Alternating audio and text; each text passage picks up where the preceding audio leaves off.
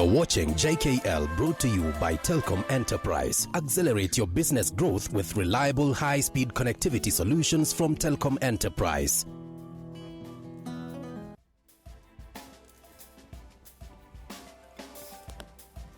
And welcome back to Jeff Koinange Live, where the dictionary has become extremely important because the best political tag team on TV, Dr. PLO Lumumba and Barrack, the man from Emmanuelia, Muluka, both of them in the house. And I tell you, they're making a lot of sense. Many of you very impressed with what they're saying. In fact, Ahmed from Eastleigh, Asmali 77, you say, this is truly the best political tag team on TV. Albert Kigada, you say, I am loving the voice of reason of both, and I strongly believe we shall have a runoff or rerun. What's the view of Dr. PLO and Barrack Muluka? Will there be a rerun, in your opinion? I think there will be, particularly if what Barrack suggests happens with the independent candidates. There will be a runoff. Yeah, Barrack?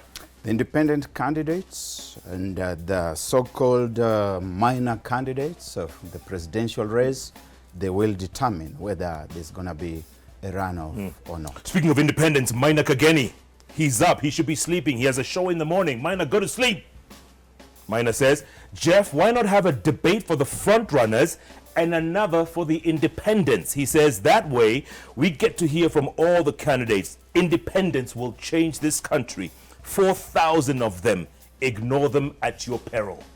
I can't agree with Maina more in terms of having the independents making a change.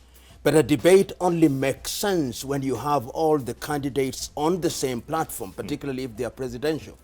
So there is a sense, in my view, in which we must go the way of having those who have some kind of determined popularity by way of opinion polling participating, so that they are able to be interrogated on the same platform and they are also able to interrogate themselves. That is critical. That is the way it is done in different parts of the world, and that is the way to go. Okay, Monica, let's go to the tweets. Let's see what the people out there are saying. Eliud Mathu, you say Ekuru Aukot gets my vote, your friend. Okay? Mike Ndere, you say this must be discussed by the best political tag team. Sugar, 2 kilograms, 400 shillings. Barrack. You see, there is what I call sometimes cognitive dissonance. There is a conflict of interest that you are the one in charge of policy, you are the one in charge of government, but you're also the one who is doing this trade. It's not just about sugar, it's about maize, it's about milk. You cannot be running, for example, the biggest milk concern in the country. And we know that it's not just sugar. Milk is also a problem. And at the same time, you are the one who is sitting in the Central Council that is determining the future and the fate of these things. These are very serious contradictions. I can't agree more that one of the problems we have in this country is that these shortages are artificially created. I was saying in jest that I would not be surprised if there is sugar from Brazil or somewhere else in the high seas while we have shortage here, or if there is no maize in the high seas. And I've just learned that we are importing maize from Mexico. We could very well have imported it from Malawi or Zambia or some other African country. What we must do as a country is to tell those who occupy public office, particularly at the highest level, that you cannot continue to operate in the business arena, because you are going to do things that are going to benefit either yourselves or your cronies. And going forward in the area of sugar, for example, we have been postponing the introduction of Comesa sugar. We have Kenana sugar here in Sudan that is producing. We have Kakira, and around the region. This can be done. It's not rocket science. We just have selfish individuals in critical positions of government. And that is why the ordinary Kenyan is suffering. They are now buying sugar in Busia, Uganda, and in Esabania, in Tanzania. Kenya, the leading economy in this region. Shame, shame. Ahmed Shukri, these two should vie as president and deputy president. I'll be deputy president. I'll also be deputy. We need a president. All right. Peter Muega, you say Jubilee Party out.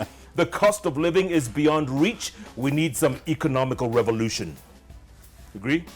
We agree. The son of Francis, I find no candidate who can deliver what affects me as a common citizen. I see greed, not leadership. That's the model so far, and we have seen that lots of young people are jumping onto the bandwagon, not to bring about any change, but also to join what Professor PLO calls the dining table. Absolutely. Okay, some text messages.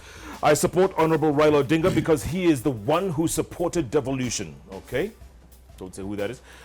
I never voted because I was not interested in politics, but this time I want change. Mwalimu Abdubadida for president. Okay. It's his choice. I could vote for Uhuru Kenyatta because electricity has reached remote areas. All right. It is difficult to decide who to vote for. I come from Baringo, where cattle rustlers attack at will. So many issues, gentlemen. Okay, moving right along, let's switch to the counties and start with county number 47, the largest economy, 60% of the GDP, Nairobi County. Daktari, in your opinion, and you can be frank, you think Kidero will be re-elected? The jury is out, but let the evidence be produced. When Mr. Kidero assumed office, Dr. Kidero assumed office, he was voted by many men and women across the ethnic divide. And the criteria was that this is an individual who has been in industry. He will be a manager, and Nairobi will acquire or regain its old sheen. The roads will be done, garbage will be collected, we'll have no shortage of water, we'll have things happening in the proper way, traffic will be reduced on the basis of available evidence. There is a sense in which his administration has not delivered. The net effect is that the voter will now have to ask the fundamental question. If you are sent to bring an antelope, and lo and behold, you bring a rabbit, should we send you again?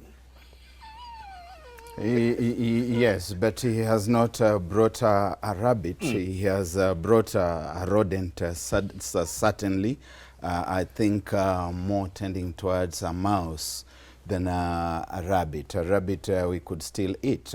And you know, Dr. Kidero grew up in Nairobi. We grew up in Nairobi with him, with the PLO at about the same time. He knows about the glory that was Nairobi, when Nairobi was the green city in the sun. There is a generation in this country that does not know that Nairobi used to work, that we had a functional public transport system, that we had a functional water supply system, that there was garbage collection, that we had a functional public health system. We had dispensaries that worked, that young kids newly born were taken to dispensaries and to clinics for checkup, that there was security, that you could walk across this Uhuru Park after the stroke of midnight and there would be nobody to bully you, that all these things belong to that docket, that there were times when we did not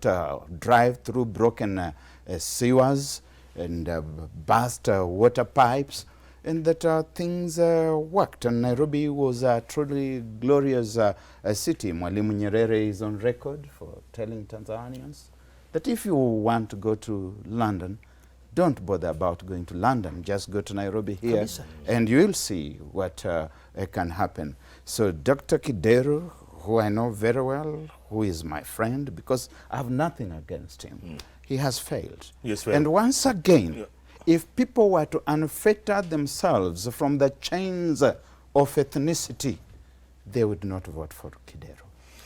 Speaking of which, now Sonko, Mike Mbuvi, ex-criminal, ex-whatever you want, seems to have transformed himself and has a lot of appeal on the ground, Daktari. Can he beat Kidero? You know, I do not know whether Sonko has had a character transplant, if one can undertake one. But there is a sense in which, in his recent appearance on television, he comported himself very well. And if he were to bring together a group of individuals who can sharpen some of his ideas, there is a sense in which he appeals to the critical mass. And I would not be surprised if Mr. Mbuvi, also known as Sonko, were to be elected. Because the truth be told, those who vote in this city are to be found in the populated areas where Sonko is seen as some kind of Robin Hood. And there is a sense, therefore, that this individual can be elected, particularly because, and they will say, we gave you a doctor, we gave you a man who had been in industry, and this individual did not deliver. Let us try this individual. So I wouldn't be surprised at all. We can't talk about Nairobi without mentioning the man with the same name twice. Miguna. Could he sneak through the middle? Miguna has good ideas. He articulates things the right way. He's got his finger on the pulse of the problem. But I tend to think that the voter in Nairobi appreciates Miguna for what would, for want of a better expression, be termed as entertainment value. He's a good entertainer, and he brings in a certain level of comic relief, so that eventually the fight is going to be between Kidero and of course Sonko. And I agree with PLO about we brought you a doctor and see what he has done. But I would also caution Sonko not to belittle education. Each time he undermines education, it's not just Kidero who feels it. Those of us who have been privileged to go to school start feeling that he's also attacking us. And we would want to take him seriously and consider him for possible custodianship of our city. And he has got he's got the next Let me just say something about Miguna, who is my very good friend. In a serious dispensation, Miguna would be a candidate that is worth considering. But Miguna may be a victim of the ethnicity that unfortunately will inform the voting patterns in this city. But he is somebody who, if he is given the opportunity, and he has had the advantage of living in a city that works, and I've had personal conversations with him, I think there is a sense in which he is present, particularly if there is a debate, and there should be one, for those who are going to contest the gubernatorial seat of Nairobi. There are issues that he'll bring on the table which will attract certain voters. But there is a danger, just as we know, that there will be two sides of the coin. The electorate might not understand an independent candidate, and they will be attracted to the two formations, namely NASA and Jubilee. And with the ethnic formations informing the whole process. Yeah. Speaking of independence, Kisumu City, sitting governor unseated, Ranguma, by Professor Nyang' Nyong'o. Ranguma goes independent. How do you see that? He is dead on arrival. I think Anyang will be elected. And there is a sense in which Kisumu has punched below her weight. Kisumu ought to have been this city in the East African region. And if you go to Kisumu, you look at the opportunities. You look at the opportunities that have been lost. You look at what could have been done. And then you say, this individual has simply punched below his weight. And I know Anyang well, and I know Anyang when he was the Minister for Planning. I think that Anyang, even despite his age, has something to bring on the table. And I think that the reasonable voter in that part of the world should vote Nyang' Nyong'o. He has not asked me to campaign for him. I'm just being reasonable. I think he's a reasonable man. I think he's the right candidate. And I think, remember also that the counties are also captured by clan politics. And I'm asking them to liberate themselves from clanism and choose Anyang for who he is. You agree, Barrack? Yes, the clanism is there. I've been in Kisumu. I've listened to ordinary folk. And there's always this talk of these clans from around Nyando, the clans from the other side of Kisumu, Kisiani, going all the way to Seme, where Professor Nyong'o comes from. And I do think that there's a sense in which they're going to come into the picture once again. But if you were to look at Professor Anyang' Nyong'o's tour of duty as MP for Kisumu Rural, actually had one of the finest records. He's got brilliant ideas, and perhaps the people of Kisumu need to think about this very seriously. Speaking of clanism or favoritism, Otuoma, in a huff and a puff, left ODM because he claimed favoritism for Ojamong.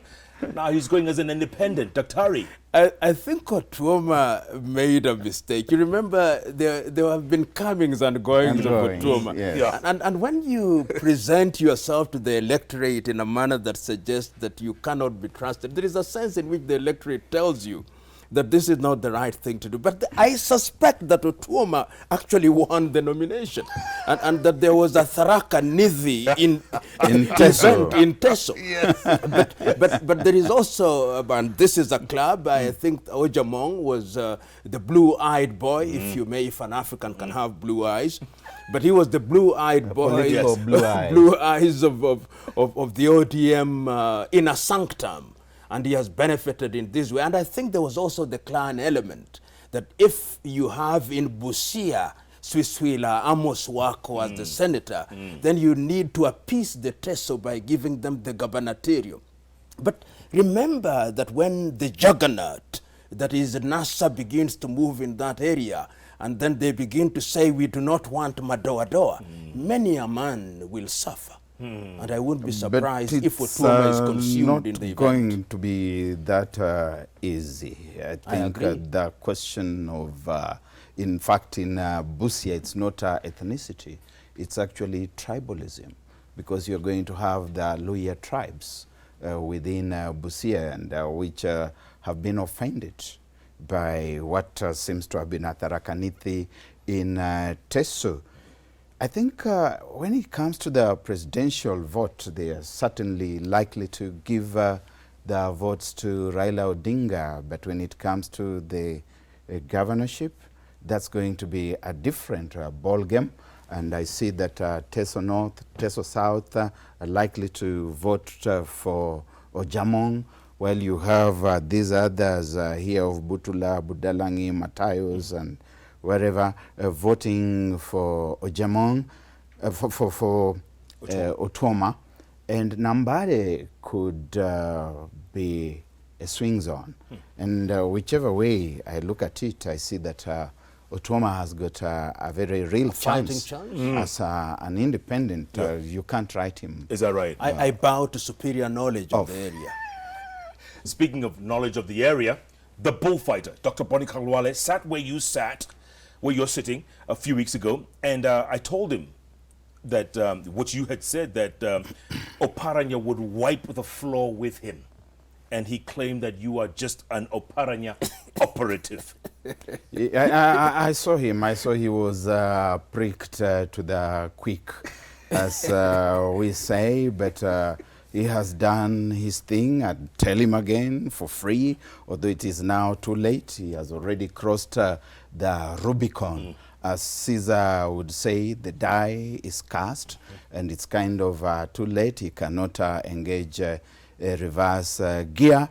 But I can tell Senator Bonnie Khalwale, and I read in the press today that he's even trying other shenanigans through the Senate to bar Oparanya from contesting. I don't know using what mandate, and that mandate is not there. The people are saying this all the way from Moyes Bridge, through Kaburengu, through Ebushiangala, through Ibakala, all the way to Emmanudia, to Huizero. It's the same thing they are saying. He should have bid his time and done another term as senator and then come. Look, his only agenda is Oparanya, Oparanya, Oparanya. There's nothing he's saying that the people can believe in. And we will be sitting here in September this year to mourn the fall of a hero. Because, Senator Boni, your damnation slumbereth not. That is definitely not in my dictionary. Your damnations lambeth. You need a Webster dictionary. Not. That is the Collins won't do it. No. Collins won't do.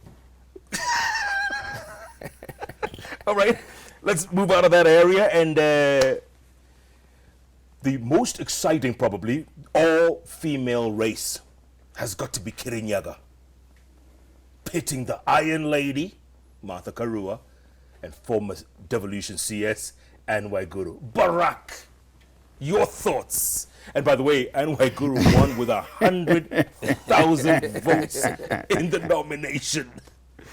I'm going to be quite blunt. Good. Yeah. First, I think that I have no evidence about impropriety on the part of Anne Waiguru. That notwithstanding, the facts remain that the reputation is sullied, and that is part of the problem that we have in this country, that we seem to be only too eager to sanitize people, even without taking them through due process. And I'd have loved an occasion to see that Anne Waiguru is properly redeemed. There was a time when I got the impression that Anne Waiguru was a breath of fresh air, and I wrote about that in my regular column. I must say she's one of the leaders who have disappointed me. And of course, the people of Kirinyaga have got the last word on this.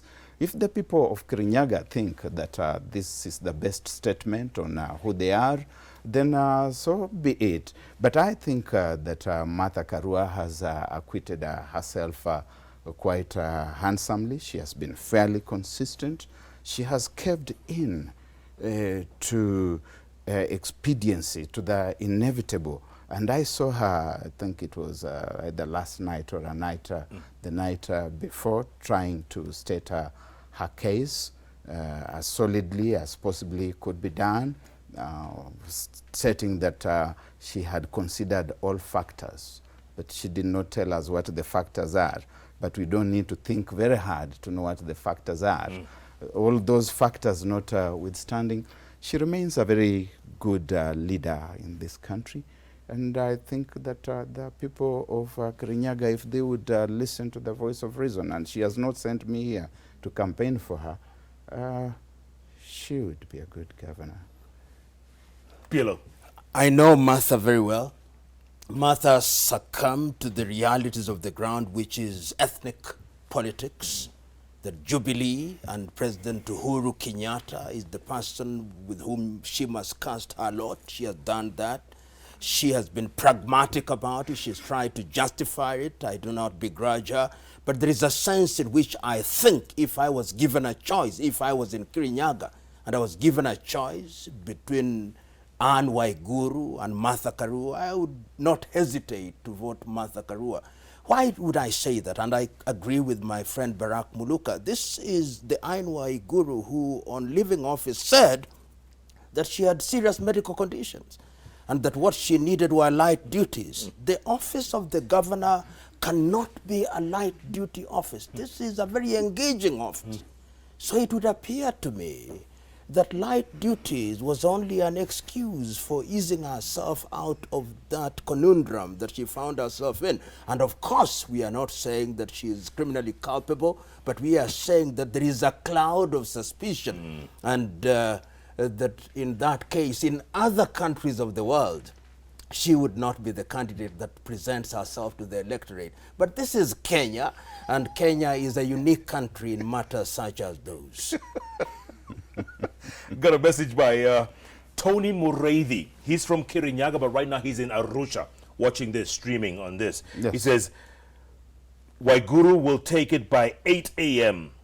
I'm from Kirinyaga. Take it from me.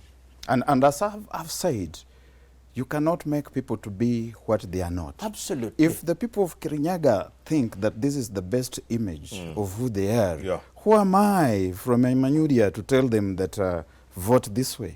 She could even take it at 6 o'clock a.m. for all I care. It used to be said, Yes. Vox populi, Vox Dei. The voice of the people is the voice of God. But I no longer agree that that is true. The voice of God is very different from the voice of the people.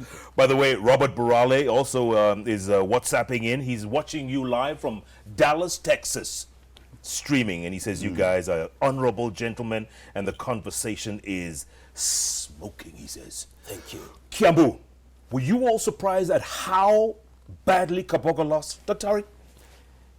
I listened to a gentleman in Ukunda who told me, Waititu will take it because I have the pulse of Kiambu. You know, the Waititus of this world, unlike those of us like you and Barrack Muluka and many others, they have the pulse of the areas where they choose, and they have it very well. Waititu knows what resonates with the people. So I was not surprised. There is a sense in which Kabogo, in his own inimitable style, has exuded arrogance. And I think he paid for that. When he talked about women, and you know, women are very sensitive. Yes. When you talk about them in the manner that he did, And they are linen. I think they wait for you at the appropriate time, and they punish you. They don't forget. And I think they have the memory of an elephant. And on this matter, they waited for Kabogo at the appropriate moment, and they said, now we will punish you appropriately. And lo and behold, we have Baba Yao. Baba Yao. And the Baba Yao, I call it the continued Sonkonization of Kenyan politics, which is populism. You'll see that with, and this cuts across the political divide. You see it with Waititu, you see it with Sonko, you'll also see it with Joho and others who come from that extraction. Their appeal to the masses is sometimes amazing, as well as surprising. Which is very unfortunate. I agree with the philosopher, I think it was Plato, who said that matters of state are far too important to be surrendered to the fickleness and volatility of the mobs. And we saw that what was happening was a circus. It was mass hysteria, mob hysteria, that you saw mobs, sometimes thugs, putting one of their own in a position to capture power. Now, I think that we need to do it differently. Like these primaries, we don't need these primaries in the style in which they have been done. Don't we need a system where perhaps the parties know that this is our party, we have got certain standards, we have got certain regulations, and we have got certain expectations even of the kind of person that we would like to be in government, and let them select, I've not said elect, let them select candidates, proper men and women of dignity and decorum, and of vision, and who are ready for a missionary assignment, and then offer them to the masses, if they may, for the masses to do the final calibration and say that this is the one that we then choose. Otherwise, we're getting into a country that is going to be led and ruled by some of the worst elements that you could find in society. Dari, you mentioned a moment ago the Sultan and the Sonkonization of this of politics. The Sultan, Ali Hassan Joho, right now seems unbeatable, despite Hassan Omar as the Wiper candidate and Suleiman Shahbal for Jubilee. You know, there is a sense in which Joho has been a beneficiary of the bungling of the Jubilee administration. He became a victim, and he became larger and larger. Every opportunity that came about, when he was demonized by the administration, he became larger and larger. And I think he handled it very well. He became the victim, and because he's a victim, people sympathize with the underdog. And I think that is the one area that I have no doubt in my mind that the individual will be elected very early if the votes are counted that By early. 6 o'clock. In the morning. Yeah, he'll be. Yes. He will be. I don't know whether he's good for Mombasa, but he will serve a second term. Wow. We haven't talked about Peter Kenneth. His coming in at that time, and of course he was initially the favorite, but Nairobians spoke otherwise. What happens to him now? If he was to come back as an independent, would he have a chance, Dr. Harry? Before Barrack weighs in, could Peter Kenneth have been set for the slaughter?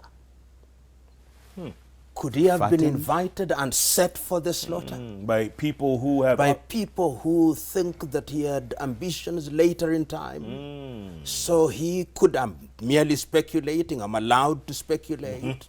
So kill or abandon your KNC, come into an arena where we control the oxygen. Yes. Then we deprive you of the oxygen. Then you suffocate, and lo and behold, your value in the political market disappears. Wow. And you become a whining loser, and you are irrelevant for all times. Is that a possibility, Barrack? Indeed, very, very possible. Wide council would have had him try to run on his own party ticket, but he succumbed, he surrendered. He should have borrowed a leaf from Martha Karua, who said, I'm running, but I'm retaining my party and I'm running on my ticket. Yeah. Yes, we are together. And you can see that Martha Karua managed to get President Uhuru Kenyatta to visit her space, and within that space to make the statement that we are working together. It's also true, of course, that at some point, somewhere in Murang'a, President Kenyatta seems to have done a bidding for Peter Kenneth, but it did not work. No. Again, we need to ask, who are these people who have participated in the primaries? And growing up in Eastlands, we had what we called area boys. We had the Baluchistan army. We had the heroes, and we had the Black September. And today I'm told they have Baghdad and China. And those were the fellows who made this decision. So where are the rest of the Nairobians? Come 8th of August, are they likely to turn out and vote for Peter Kenneth? The formations, however, will be Jubilee versus NASA. Let's go to Machakos County. Alfred Mutua is up against Wavinya Ndeti. And Muthama, by the way, had some strong words to say against his boss in the party. In fact, he wouldn't be supporting Kalonzo Musyoka. You know, Kalonzo, whom we know very well and who has served this country for a very long time, does not, in my view, have his backyard signed, sealed, and delivered, in my view. And there is a sense in which you see rebellion from Muthama, who was a very big supporter and a financier. And we have seen Mutua, who is the governor, also bolted. So there is a sense in which his backyard is not fully behind him. And John Munuve and very many others. So there is going to be a real contest. That is not to say that Wiper still does not hold sway in that part of Kenya.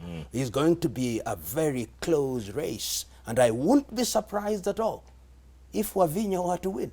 Remember, there are other claims that he may have doctored or had the results manipulated in our favor.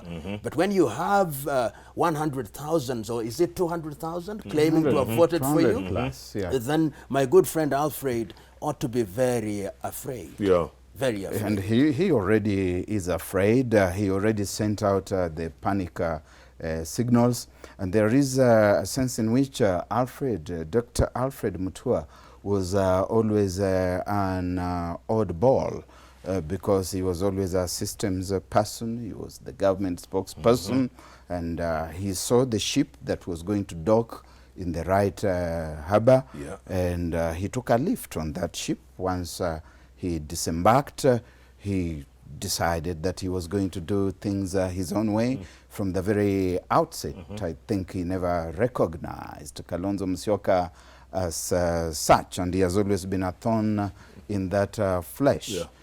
Right now, the getting onto the stage when they're going to have the contest of their lives, and one of the two, Dr. Mutua, Stephen Kalonzo Musyoka, one of them is going to go into political limbo, depending on the outcome in Machakos. Interesting, interesting. Back to the Rift Valley. The fifth principal, Isaac Ruto, left the Jubilee-aligned Mashinani. Well, they hadn't declared yet.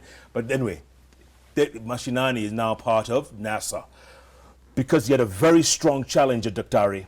Laboso, who swept and is now the Jubilee nominee.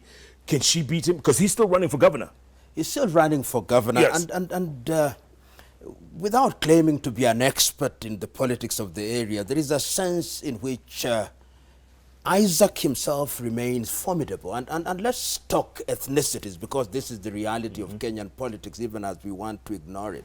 And that is an area of the Kalenjin nation that is peopled by the Kipsigis.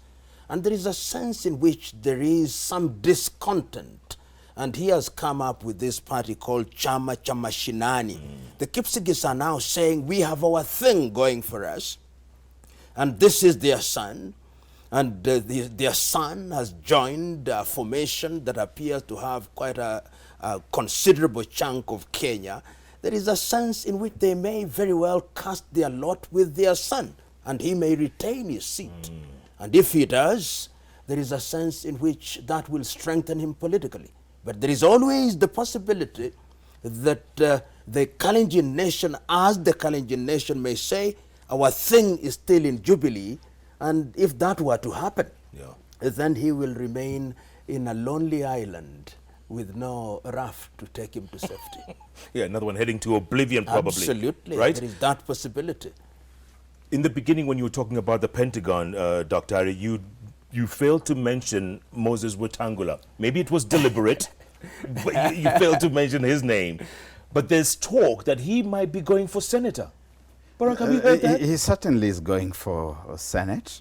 Throughout this time when he has been posturing as a presidential candidate, he always kept something on the back burner for himself because there never emerged anybody who appeared to be going for the Senate on Ford Kenya ticket. And therefore, that can only be assumed, as it must be, that he was always reserving that for himself. He probably never considered himself as a very serious presidential aspirant within that code and subsequently the NASA formation. But Moses Wetangula is going to be a champion of the future. He is not to be written off that easily. He's, in my view, taking a tactical retreat. And I think the formations from Western are going to be extremely interesting because there is Musalia Mudavadi, who is, again, intelligently taken a tactical retreat. There are others like Oparanya who are emerging, and you realize that he's going to do, if he's elected, which I think is very likely to be elected, is going to do his last 5 years as governor. What happens next? There are going to be other luminaries, so it's going to be a very crowded field. But finally, about the South Rift, I think there are two ways of looking at it. One of them is about Governor Ruto, as Ruto seeking to be re-elected, and whether the people within that constituency would look at his election in isolation of the NASA effort within that area, we have seen those kinds of things work before. For example, Paul Mwite was elected overwhelmingly by the people of Kabete, it was called at that time at some point, and his presidential candidate. Then Jaramogi Oginga Odinga did not enjoy the same kind of majoritarian margins that that candidate did. So anyway, let's wait and see what happens. We're getting a lot of text, Dr. Ari, from Homer Bay. They want us to discuss Homer Bay. Homer Bay is is very interesting. Yeah. And the candidates that presented themselves, Mr. Magwanga, Mr. And Awiti, and of course Sam Wakiaga and Mr. Bolo. The individuals I've talked to actually tell me that Mr. Awiti lost the election. That is what one hears on the ground. But he is the preferred candidate of the ODM Sanhedrin. And for that reason, he was given this ticket. And let me tell you, I think that if Mr. Magwanga were to present himself as an independent candidate in the very same way that Mr. Obado did in Migori last time, there is every likelihood that Mr. Awiti may lose the elections. Because when you talk to people on the ground, there is a sense in which they think he has underperformed.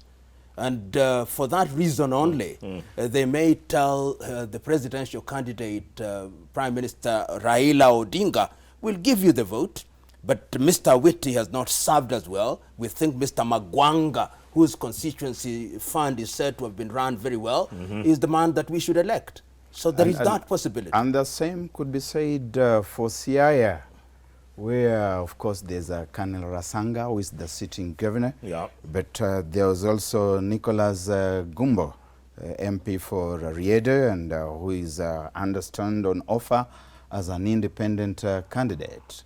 Don't write him off. Don't write him off. Meru, Kiraito, Munya.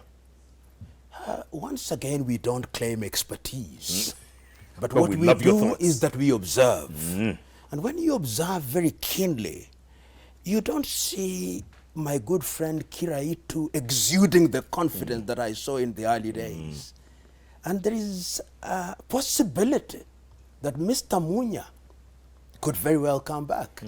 And you've seen that in the recent past, even when the opposition went to the land of the Meru, the opposition, they warmed up to the opposition as if to tell Jubilee, we know we have swum in the same river over time, but you have pulled our legs a little too hard, so we may reconsider. So there is that possibility, in my view, that my good friend and teacher, Kiraitu Murungi, may have his Waterloo in PNU represented by Peter Munya. Absolutely, absolutely, and I have nothing to add. You know, there's an interesting one in Suba South. John Badi and Karoli Omondi, which has just been called again. I think there's a revote in a couple of places. That one's going to be pretty interesting too. It's very interesting. I think ODM finds itself in a very difficult position. Yes, it does. Their chairman is hanging by the thread, and the other individual, Karoli Omondi, if my information is correct, is the person who has given out the Orange House to the party, a former confidant of the Prime Minister and the presidential candidate. It is a tight one. And I wouldn't be surprised if it goes either way. And that's where exactly I say that they need to be just sitting somewhere, some high council, and deciding that this is the one that we want. Because you go to the people and the people tell you this is the one we want, then you try certain shenanigans. People don't feel very happy about that. And the outcome sometimes is apathy. They don't turn out to vote. We're going to end our analysis at county number 47, women's race, Pasaris Shebesh. Barrack.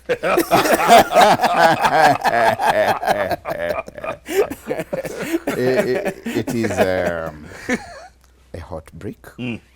And you can see that the man of wisdom here, the oracle of Apollos at Delphi, has refrained from going fast. Spirits have not spoken to me on that matter.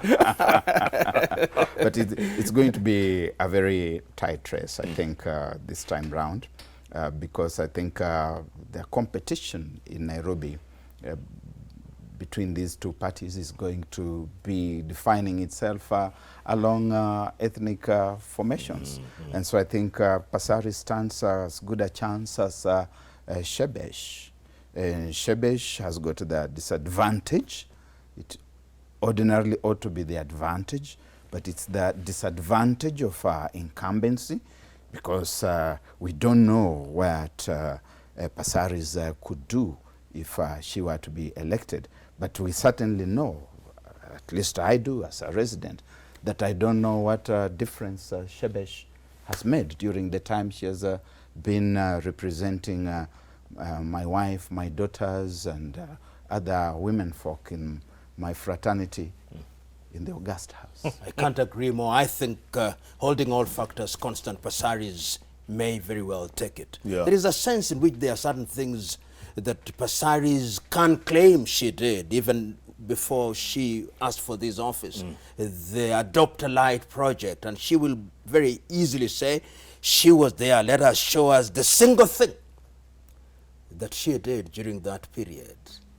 And for that reason, there is that very high possibility. Real quick, you were talking earlier on about candidates' popularity or people being planted in places. There's a gentleman by the name of Bundo Tich Buzeki out in Wazingishu. Very good friend to number 2. Everybody thought he was going to take it and dislodge Mandago. Didn't happen. And it won't happen. It will not. Independent or not. Mandago is taking it. It won't happen. That man from, was he from Dallas? The one who said by 8 o'clock? No, he was in Arusha. In Arusha? Yes. Mandago will take it by 8 o'clock. I can't agree more. There is a sense in which the people of that area were saying, Mr. Deputy President, give us latitude. Look for your high office. But give us space. Determine who we are here. And I think they have spoken, and they'll speak again. Yeah. Yeah. We haven't really discussed much about Madividi. Mudavadi's place in all this. Is he just, I know he started the whole NASA thing, but you know, he just was willing to take a back seat, as in his own words, I'm passing the ball. Was that a good move? Sometimes you look at the terrain. You look at the contest. And if you see that the terrain is tough, it is hard, the possibilities are difficult for now, you do what we do in chess or even in war. You make a tactical retreat to leave, to fight some other day. And I think there's a sense in which the kind of selfishness, selflessness that is demonstrated here is the sort of thing that is lacking in Kenya's politics. You saw what happened in Nairobi. Even the president kept on pleading with these people, telling them, find a way of agreeing.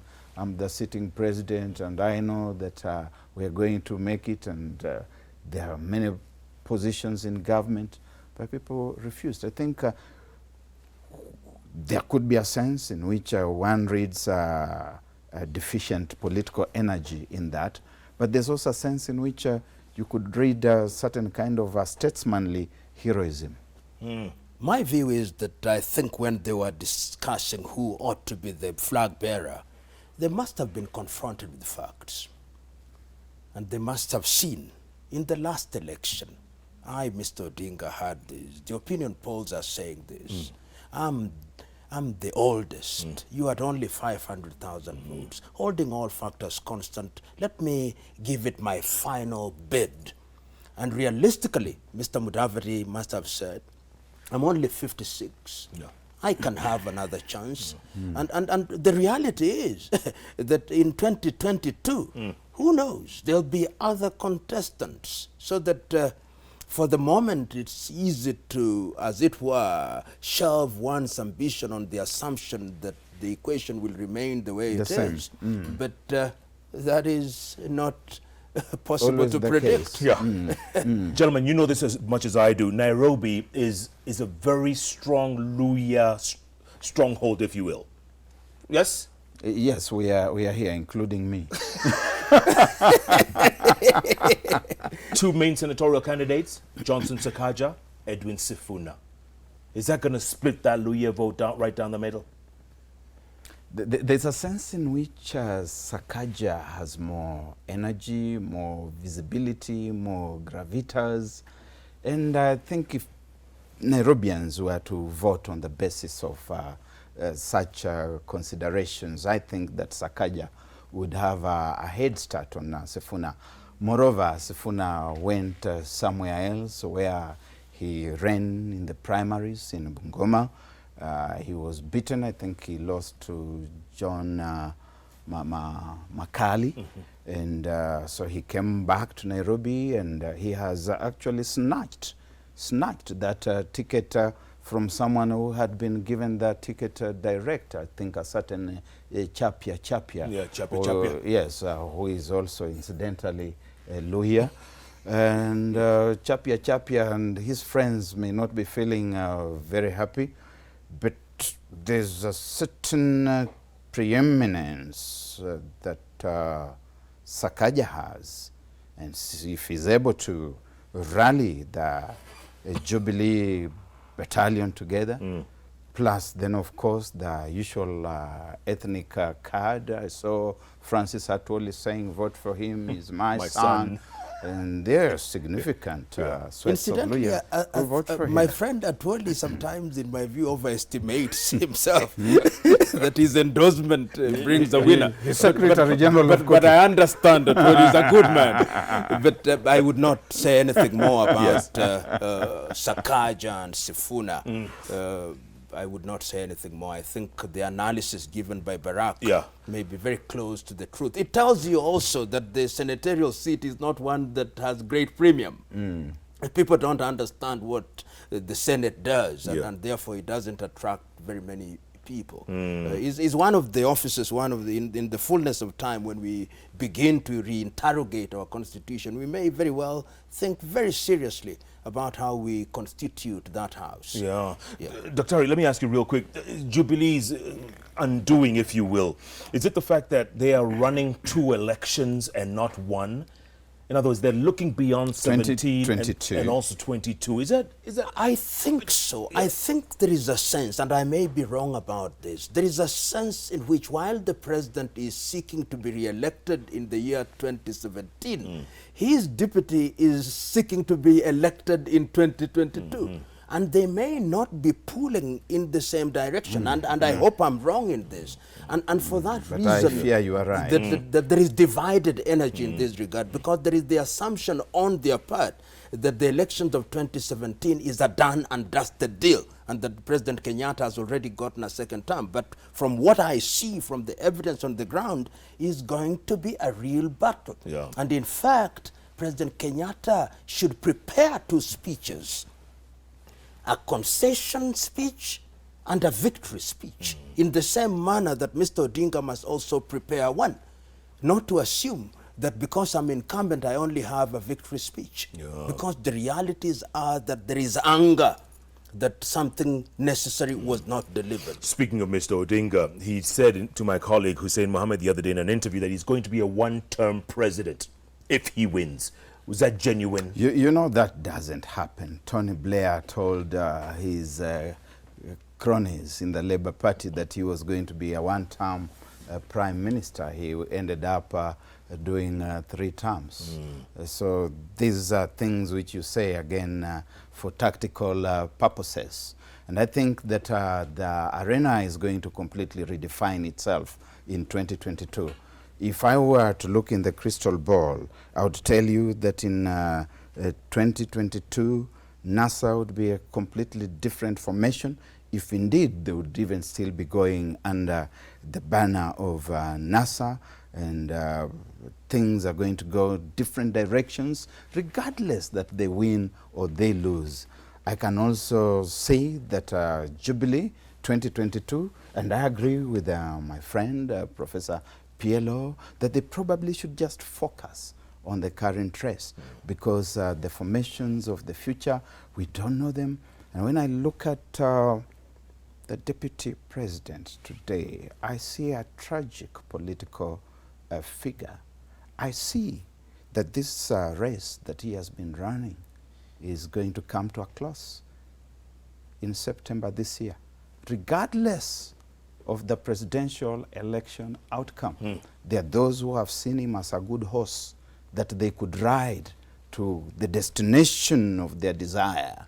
And once they get to that destination, he will become history, political history. There are people who have taken umbrage with him because they believe that he's the author of their political miasma. We have seen people in Nyeri, in Kiambu, in Laikipia, across the board, saying that we are being trimmed down to size by somebody who is thinking about 2022. Yeah. Let me disagree with Barrack. I think that Mr. Odinga, if he wins, will serve one term. And the reason why I think so, and I don't hold brief for him at all, he was a victim of a NAC agreement which was not honored. He knows that in order to be accepted as a candidate this time round, it has not been easy. There was a time, I think, when he thought that this entire formation would break up because he insisted to be a candidate. I think there will be such monumental pressure on him that he will have no choice if he were to be elected. I listened to the interview with Hussein Mohammed very closely, and that question was posed more than once. I do remember, and I believe the clips are there, I remember him saying things to the effect that, but if I lose, I will not have won, so I could run again. Of course, that was tautological. Yeah. And within that, I read that spirit of we shall cross that bridge when we come to it. When we get to it. I'm trying to be charitable to Mr. Odinga in this regard, so that, because if this were to carry the day, then Kalonzo would say, but why should we stay in this? Gentlemen, I can't let you go without some final thoughts, because this has been a very engaging conversation. The first real classic debate, and really thrashing out issues. Barrack, you first. That's your camera over there. Some final thoughts. Thank you. I know we say this sometimes with some level of mirth and some level of lightness, but I think we are talking about very grave issues. The country is in a bad place. There's no doubt about that. That when we think about tomorrow, and we have seen these things about the cost of living, and there are people out there, maybe some watching now, certainly, who hear about these things, about the cost of living, the standards of living, not as more than a mere formation of words. If you were to get on the ground there, you'd find that we are in a bad place. And there's a way in which the government of the day has failed. I do not speak for the political opposition, but what is happening in the country today is not sustainable. I would address myself directly to those who own Kenya, because there are people who own Kenya and who are watching now, to those who think that they own Kenya, and to tell them that Kenya is sitting badly. We have seen the job losses, we have seen the foreclosures, we are seeing the hopelessness, and if this continues and the citizens have nothing to eat, they will not only eat the government, they will eat Kenya and those who own Kenya. So we have to think very seriously. This, I say to you, without any umbrage. What you do with it is up to you, and I don't even want to know what you'll do with it. Thank you. Good point. Thank you very much. Daktari, last word.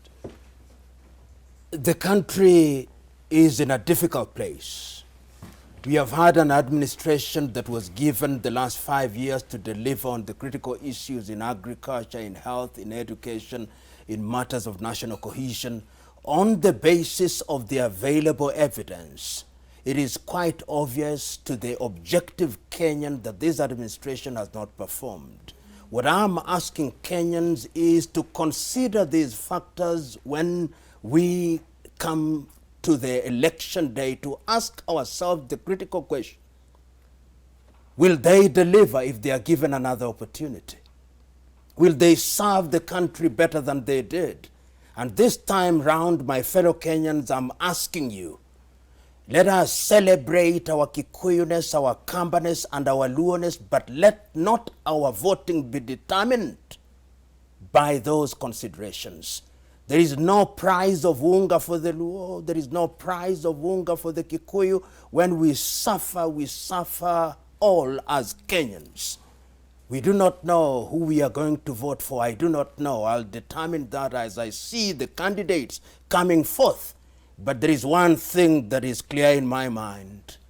The current administration, on a scale of 1 to 10, in my view, has scored between 3 and 4. I urge us to do that which is in the best interest of Kenya. Let us listen to them when they come to us to explain why they did not deliver the antelope and deliver the rabbit, and we will determine whether they should be given a second opportunity to hunt, or we should have other hunters to bring us the elephant this time round.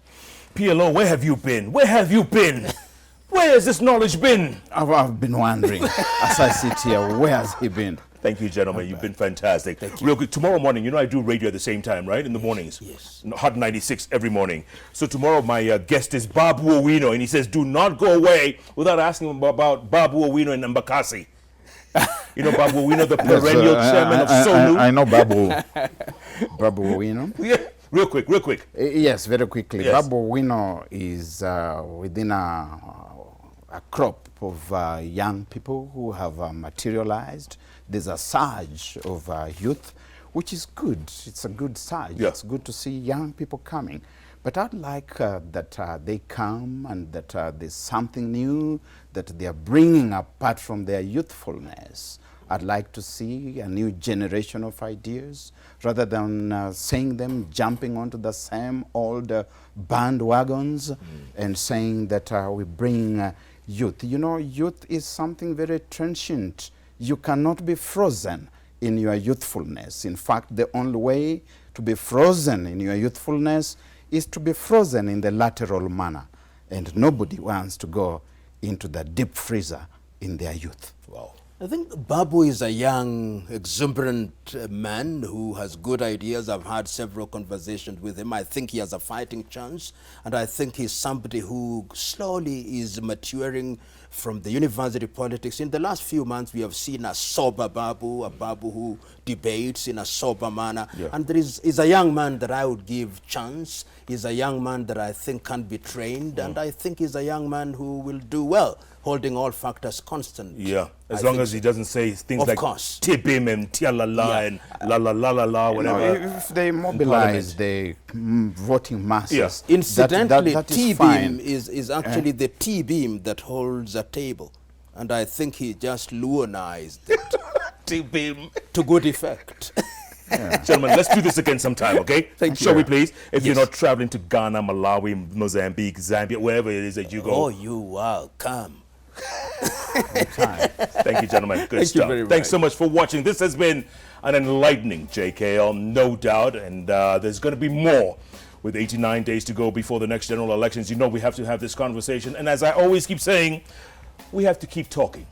Because the moment we stop talking is the moment we start fighting, and you know you don't want to go down that slippery slope. And you know every Wednesday, there's no other show to watch but this one, the one with the 3 letters that follow each other on the keyboard, JKL, right here on Citizen Television. Keep tweeting at it's PLO Lumumba, at Barrack M, at Koinange Jeff, at Citizen TV Kenya. Hashtag, as always, JK Live. JK Live is powered by Telcom Enterprise. Thanks so much for watching. Good night. Good luck. Good and night. God bless. Thank you. Thank you. Thank you, sir. Thank you. Great.